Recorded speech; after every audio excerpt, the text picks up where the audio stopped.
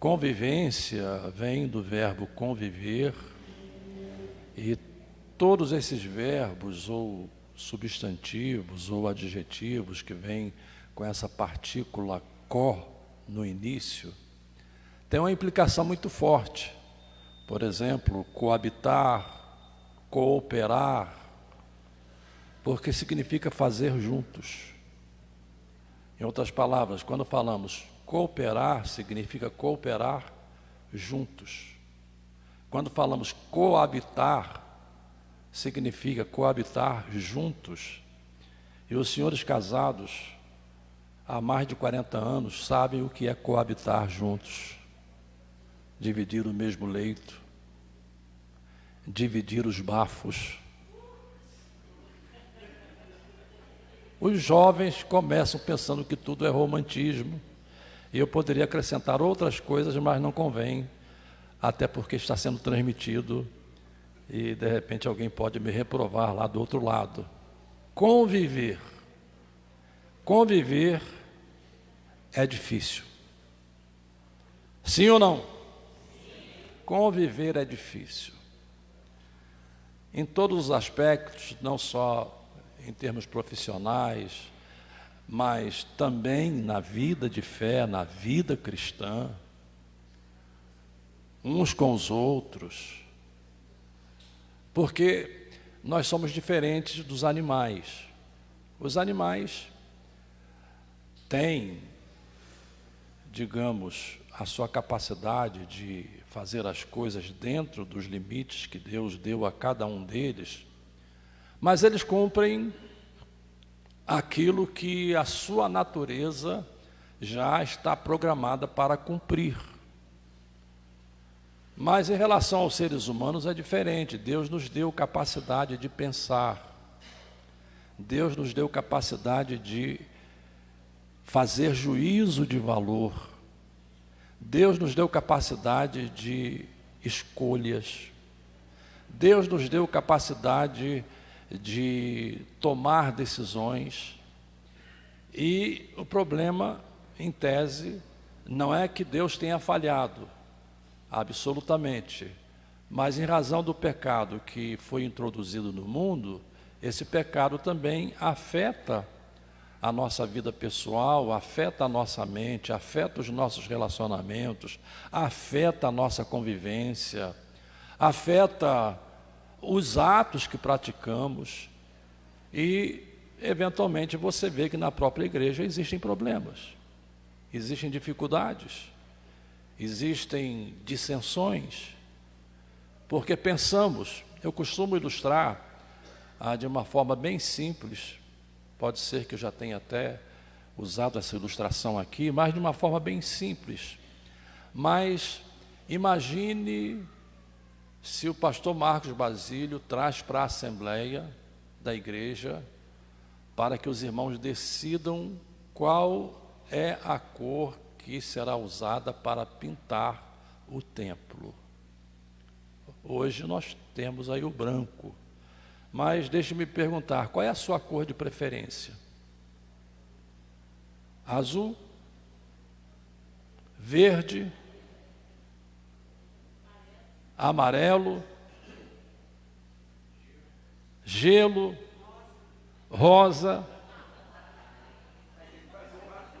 Vocês estão percebendo? Cada um de nós temos os nossos gostos pessoais. E esta semana eu estou aí acompanhando, e nem sabia que esse debate estava tão acalorado aí nas redes, o debate das igrejas de paredes pretas.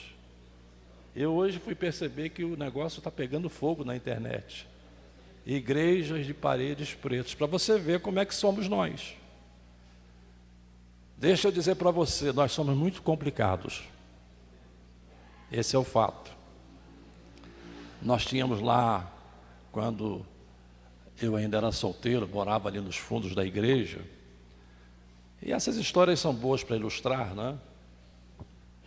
E como hoje eu entendo que seja mais para ensinar, não é? Então eu vou até poupar minha voz, porque eu tenho gritado muito. Esses cultos aí de Madureira, se você não pregar pegando fogo no reteté, É mais ou menos por aí. Então hoje eu vou descansar um pouco a voz. Lá em casa, não é? Nós tínhamos um sobrinho chamado Alair. Ele tinha seus 8 anos e um dia de terça-feira, por volta de 6 horas, chegou lá na porta de nossa casa. O pastor Marcos deve ter conhecido, os antigos conheceram, o irmão Alcípio Eudolino Boy. Ele tocava na banda de música, descendência alemã. Bateu na porta e o Alair foi lá atender o irmão Alcípio. E quando o Alair foi lá atender, e o Alair perguntou a ele qual era o nome dele. Aí ele respondeu: não, meu nome é muito complicado. O Alair deu meia volta, foi lá na cozinha e chamou meu pai e disse: olha, o irmão muito complicado está aí. Porque ele entendeu ao pé da letra. Mas deixa-me dizer, meu amigo Samuel, você é muito complicado. Alessandro, você é muito complicado. Agora diz para mim, Jeremias, você é muito complicado. Nós somos complicados. Nós somos difíceis, temos vontades próprias, nós nos magoamos, alguns com mais facilidade, outros são mais resistentes, mas de maneira geral nós nos magoamos, nós nos tornamos ressentidos e às vezes carregamos essa mágoa, carregamos esse ressentimento, carregamos essa dor por muito tempo e essa mágoa, esse ressentimento, essa dor são causas, muitas vezes, de doenças físicas. Porque dizem os que tratam dessas questões que as doenças são psicossomáticas, ou seja, elas têm origem nas nossas emoções. Eu não sei como é que as coisas funcionam para você, mas quando eu fico nervoso, a primeira coisa que me atinge é o intestino, me dá uma dor de barriga, eu tenho de correr para o primeiro banheiro, porque senão eu vou ter problemas sérios. Outros, quando tem um aborrecimento, é taquicardia, o coração vai a 70, 80, 90, 100, e se não tiver cuidado, entra no processo de arritmia e vai ter um AVC. Porque isso é o que somos por causa do pecado, por causa, eu não estou aqui transferindo responsabilidade, estou aqui simplesmente dizendo que o pecado nos trouxe essa série de problemas. E conviver não é fácil, eu citei aqui o exemplo, não é? Aí o pastor Marcos, para fazer a vontade de cada um, então ele diz: irmãos, então fica aprovado, nós vamos ter uma igreja psicodélica. A parede vai ser preta, mas aqui à direita, à esquerda vai ser a metade roxo, a metade amarelo, a outra metade verde, e com isso a gente atende a todo mundo e não atende ninguém. Correto? Não atende a ninguém. Por quê? Porque você não foi atendido plenamente no seu desejo, porque o seu desejo seria ter a igreja toda de parede preta. Não é? Então você não foi atendido plenamente no seu desejo, e ainda assim você vai sair reclamando, você vai sair chateado, porque isso é da natureza nossa. Agora, por que eu estou introduzindo dessa forma? Eu estou introduzindo dessa forma porque só existe uma maneira de a gente corrigir isso. E essa maneira está descrita no texto que lemos. No verso de número 7, capítulo 4, 1 João, João é considerado o apóstolo do amor. Amados, amemo-nos uns aos outros, porque o amor é de Deus, e qualquer que ama é nascido de Deus e conhece a Deus. João é um dos apóstolos que trata essa questão do novo nascimento de uma forma assim, muito coerente, consistente, contundente. Ele, por exemplo, fala no Evangelho de João, no capítulo 1, não é, sobre o ser nascido de Deus. Lá no capítulo 3, estudamos aqui, foi a primeira lição do trimestre, não é, o novo nascimento. O que é novo nascimento? É regeneração, é você voltar à vida. Aqui, de novo, e você vai encontrar em 1 João, lá no capítulo 5, por exemplo, capítulo 5, ele diz aqui assim no verso 1: todo aquele que crê que Jesus é o Cristo é nascido de Deus, e todo aquele que ama ao que o gerou, correlação com o capítulo 1, que ama ao que o gerou, também ama ao que dele é nascido. Qual é a consequência básica aqui, a partir deste primeiro verso? Se você é nascido de Deus, vou repetir, se você é nascido de Deus, necessariamente você tem de amar o seu irmão. Rapaz, eu queria ouvir um reteté aqui hoje, não estou ouvindo, rapaz. Necessariamente, ou seja, não é uma opção, não é uma alternativa, não é você amar se quiser. Se você é nascido de Deus, diz o texto, citei também 1 João capítulo 5, diz o texto, você tem de amar o seu irmão, porque o verso diz: amados, amemos uns aos outros, porque o amor é de Deus, e qualquer que ama dá para completar? Está aí pode ser nessa versão aí, sem problema, não é? A versão ARC. Aí é o 5:1, põe no capítulo 4, né? 4 e verso 7, né? E qualquer que ama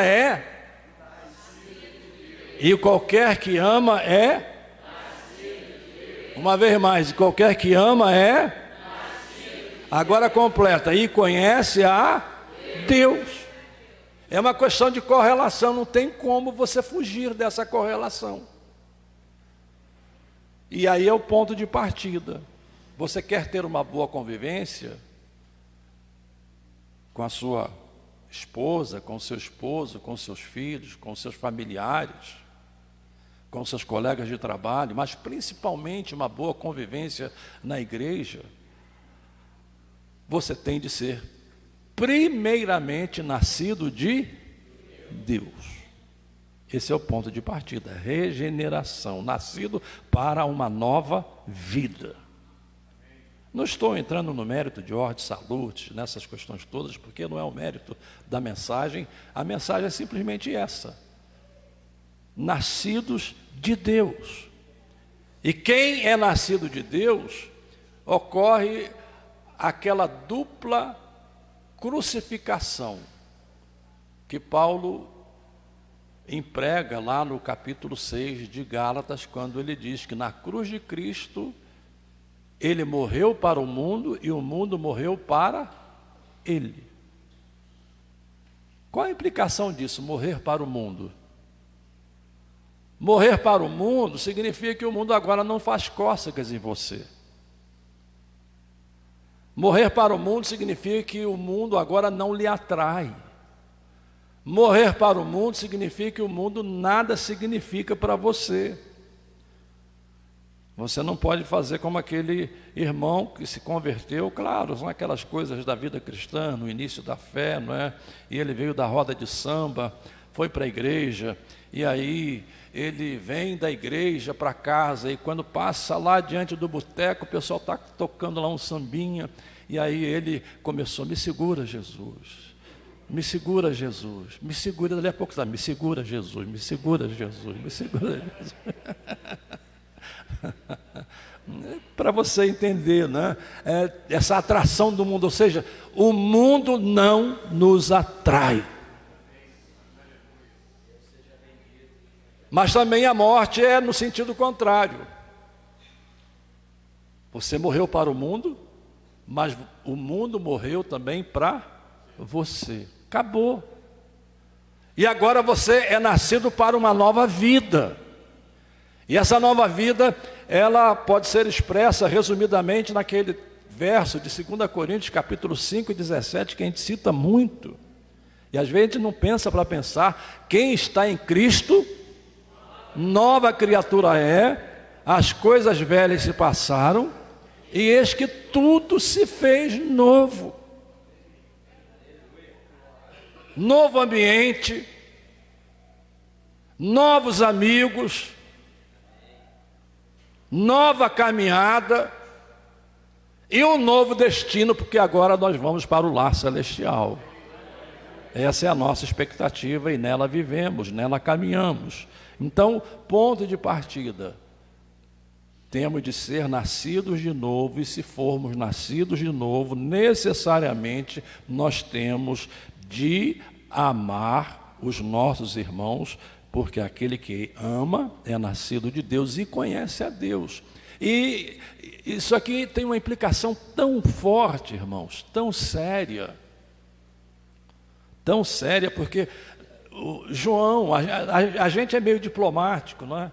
A gente amacia, a gente vem com aquele discurso assim, dando voltas, não é, para chegar no cerne. Não é? A gente faz meio como que Natan, quando foi falar do pecado de Davi, ele deve ter pensado, poxa, é o rei. Como é que eu vou falar agora do pecado de Davi? É o rei. E aí ele foi contar uma historinha, né? Aquela historinha das ovelhas, etc. e tal, e o rei ficou, não, esse cara tem que ser apedrejado, mas tu és o cara. Tu és o sujeito. Então a gente aqui faz volta, rodeia, mas João não, ele não faz volta, ele diz aqui textualmente no verso 8, aquele que não ama, está aí o verso 8 não? Capítulo 4, aquele que não ama, não conhece a Deus. Eu lamento dizer isso para você, mas não sou eu que estou falando, é Paulo, aliás, é João. Aquele que não ama, não conhece a Deus. Eu poderia aqui dar voltas, não é? Tentar usar uma linguagem mais diplomática, mas João, ele fala de maneira direta e taxativa, porque Deus é amor. Agora, deixe-me, provavelmente nesses dias os irmãos já tenham falado sobre isso, né? Mas deixe-me falar aqui de amor. Porque quando falamos de amor, a gente não pode falar de amor na concepção do mundo. E principalmente na concepção que hoje predomina entre esses que defendem as chamadas causas identitárias. O amor segundo o mundo é aquele amor que simplesmente aceita todas as condições como se elas fossem condições normais. E você tem que lidar com elas, aceitá-las, ser tolerante e coisas do gênero. É interessante que esse pessoal prega tolerância só para a gente, mas eles são intolerantes conosco, não é? Eles querem que a gente seja tolerante, mas na hora que você vai falar qualquer coisa, eles vêm cheio de pedradas, de cancelamento e de tantas outras coisas, porque eles não são tolerantes. E eles pregam essa tolerância em nome desse falso amor. Amor, irmão, não significa você fechar os olhos ao erro. Amor não significa você simplesmente ser uma voz omissa. Amor não significa simplesmente você ter uma atitude de não ser contra nem a favor, muito antes, pelo contrário. Conhece essa filosofia, né? Não sou contra nem a favor, muito antes, pelo contrário, ou seja, estou neutro. Às vezes a gente pega aquele texto de Apocalipse ali, daquela carta de Laodiceia, não é? Jesus condena aquela igreja porque ela era, quem se lembra? Morna. E a gente pensa que ela não podia ser fria e nem quente. Não, o que o Senhor está condenando ali, ele usa ali uma situação geográfica, porque próximo daquela cidade tinham fontes de águas frias.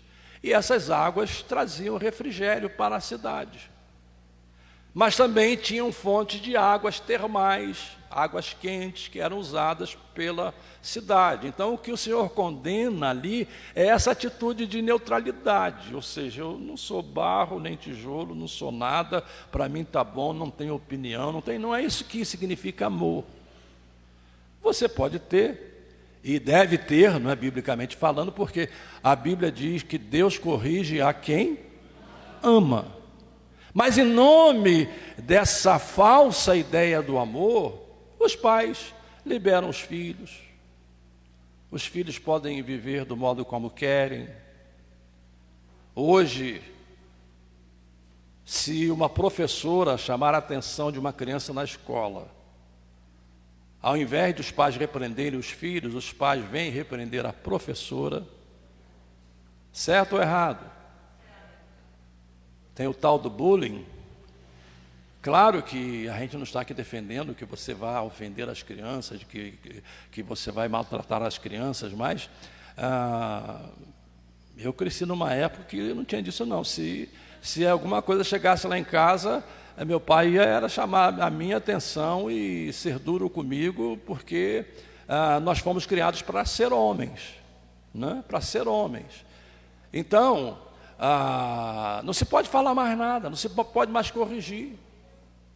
Professoras e professores que vivem ameaçados aí nas escolas, principalmente em áreas de zona cinzenta, ameaçados nas escolas porque não podem mais corrigir.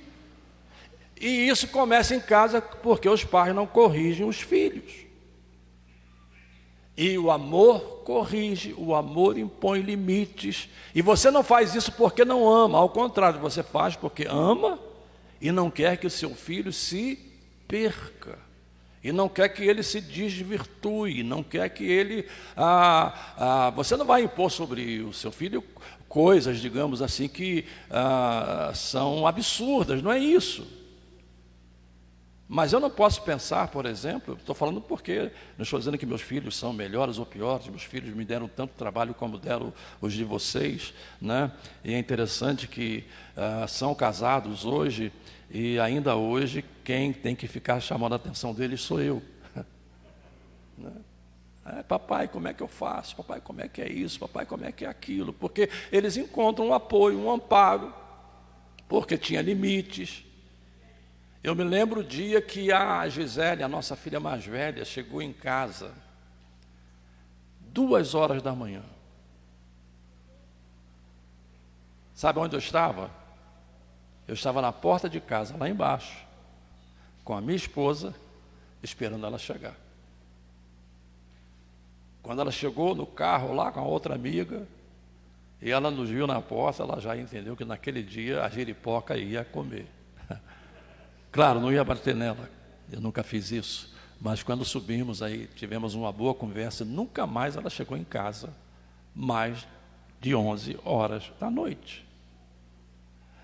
Limite que você impõe porque você ama. Então, eu estou usando essas ilustrações, e eu estou preocupado aqui com a hora, porque eu estou com vontade de ir até meia-noite, né? Mas são 20h44, vou respeitar o horário, porque eu sei que o Espírito Santo que dá a palavra é aquele que organiza antes também. Né? Então a gente não precisa fazer como alguns que dizem, não, Deus me pôs a palavra, eu vou até onde o Espírito Santo mandar. Não, cumpra o horário, né? Cumpra o tempo que a igreja lhe dá. É dessa forma que eu vejo. Mas eu estou usando essas ilustrações para a gente entender, né, em relação ao amor, que o amor não quer dizer que você vai ser um Maria mole. Não. Mas tudo quanto você fizer, vai fazer a partir do amor. Tudo quanto você fizer, você vai ter como propósito construir e não desconstruir. Tudo que você fizer, você vai ter como propósito agregar e não desagregar. E aí, vamos usar uma ilustração bíblica, não é, que vocês conhecem bem, né? A igreja de Corinto, eu queria expor o texto todo, mas vou fazer pinceladas aqui no texto.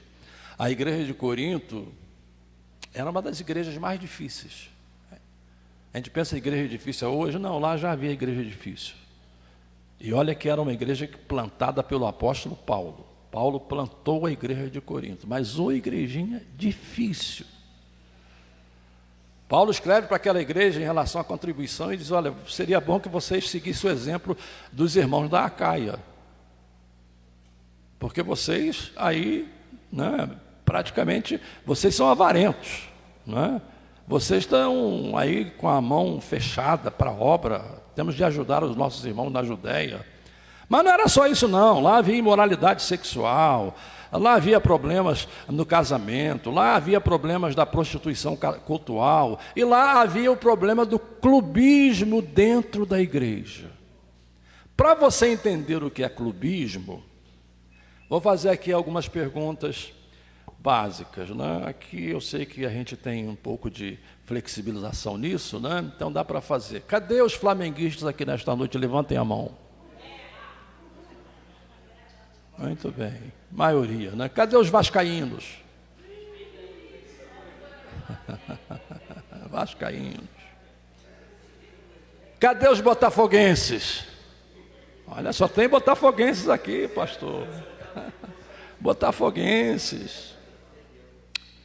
Qual outro time bom aqui no Rio de Janeiro? Oi?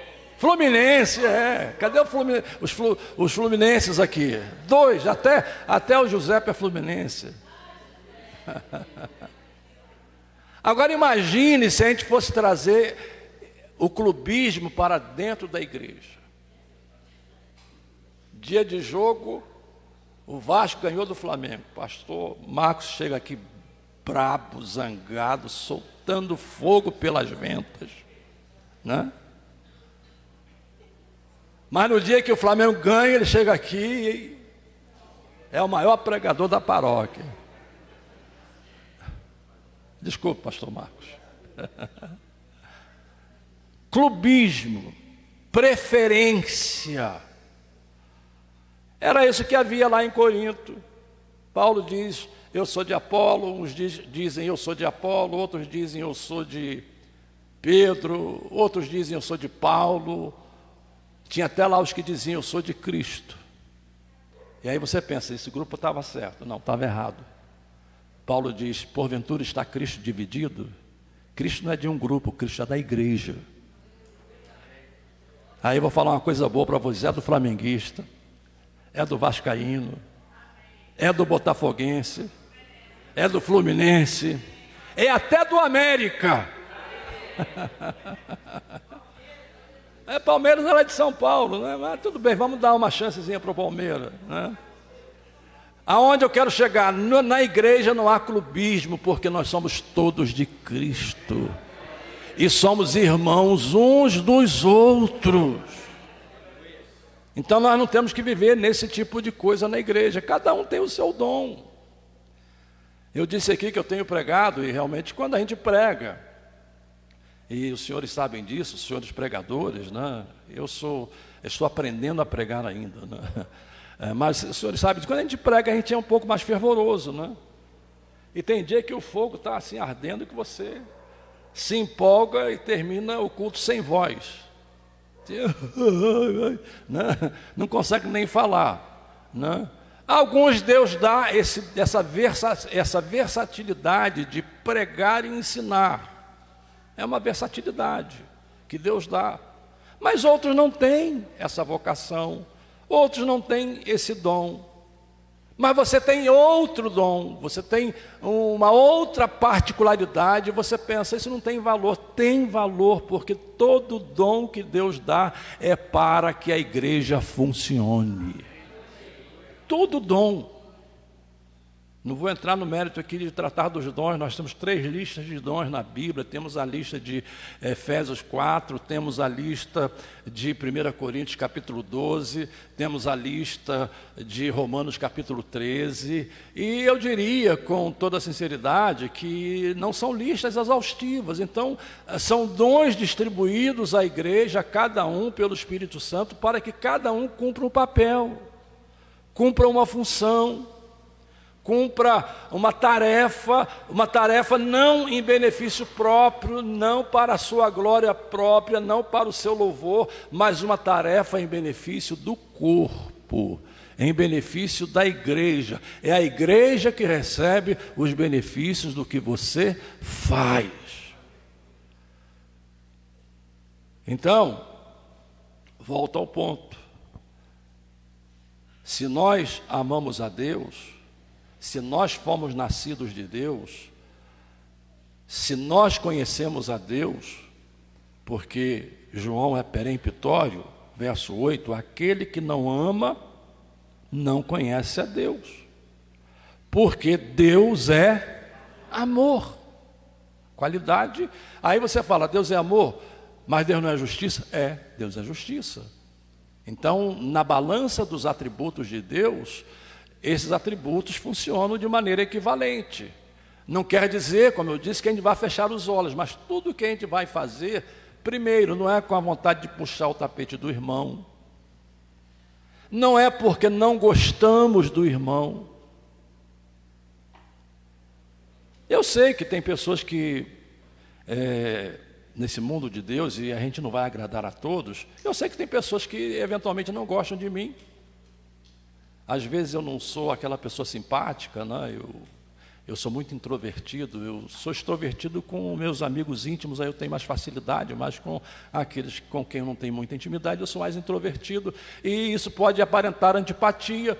Eu sei que eu posso olhar para você com essa percepção, e de repente eu vou conversar com você, e eu vou perceber que é totalmente diferente, você não é antipático, você é uma pessoa amável, uma pessoa sincera, é uma pessoa amiga, né?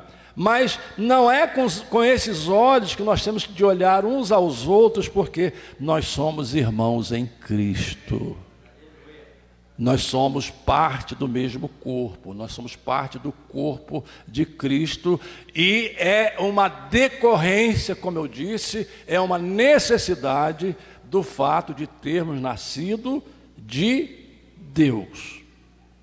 O texto continua dizendo, falando do fato de Deus ter enviado o seu Filho ao mundo, por amor, verso 9, nisto se manifestou o amor de Deus para conosco, que Deus enviou seu Filho unigênito ao mundo, para que por ele vivamos. Verso 10, nisto está o amor, não em que nós tenhamos amado a Deus, mas em que Ele nos amou. A iniciativa foi dele, antes de ser nossa. Não em que nós tenhamos amado a Deus, mas em que Ele nos amou e enviou seu Filho para propiciação pelos nossos pecados. Vamos parar aqui um pouquinho para a gente pensar. Se Deus fosse olhar com os nossos olhos, o que é que Deus faria? Estaríamos roubados, né, Carlinhos? O que eu vejo de gente aí praguejando contra o irmão, dizendo, se eu pudesse eu destruiria aquele irmão, eu matava aquele irmão, eu acabava com ele, não, é misericórdia sim, mas é verdade, né? Inveja. Isso não acontece por aqui, não estou fazendo isso aqui como chavão, não é? Mas você vê um irmão crescer na vida e você, ao invés de agradecer a Deus por isso, você fica com inveja. Comprou um carro novo, aí você já vai fazer uma prestação de 5 anos, porque você quer ter um carro mais novo do que o dele. Inveja, né? É por isso que eu estou falando que eu poderia até meia-noite, porque todas essas coisas estão aqui na palavra. Lá em Gálatas capítulo 5, quando fala das obras da carne, está tudo isso lá incluído. Inveja. Quer puxar o tapete, na frente está te abraçando, por trás está metendo o chicote. Vocês me deram o tema, Então aguentem. Eu não pedi o tema, não. Eu não disse, pastor, eu quero esse tema. Não, eu não pedi. Quando ele passou para mim se eu podia estar, eu falei, posso, terça-feira. Aí ele passou o tema depois. Então, aguentem, porque eu não vou falar diferente, né? Por trás está metendo o cacete, por trás está falando mal, por trás... Você não tem o quadro todo, você não tem a pintura toda. É aquela coisa que está acontecendo hoje. Eu vou ter de falar com bastante cuidado, porque a live está sendo transmitida, mas é aquela coisa que é terminantemente, vou falar em tese, terminantemente proibida aos juízes. Juízes não podem se manifestar fora dos autos do processo, né? Podem ou não? Se você estuda direito, ou se já fez direito, mas eu pergunto, o que é que faz os juízes aqui no Brasil? Estão sempre aí dando opinião nos autos e dizendo que não é assim, não é assado. Juiz não pode. Você vê a Suprema Corte Americana. Nenhum dos ministros da Suprema Corte Americana aparece. Eles não falam, porque eles têm de julgar. E para julgar, eles não podem ficar dando opinião à torta e à direito. É manifestar fora dos autos. E às vezes, irmãos, nós julgamos uma pessoa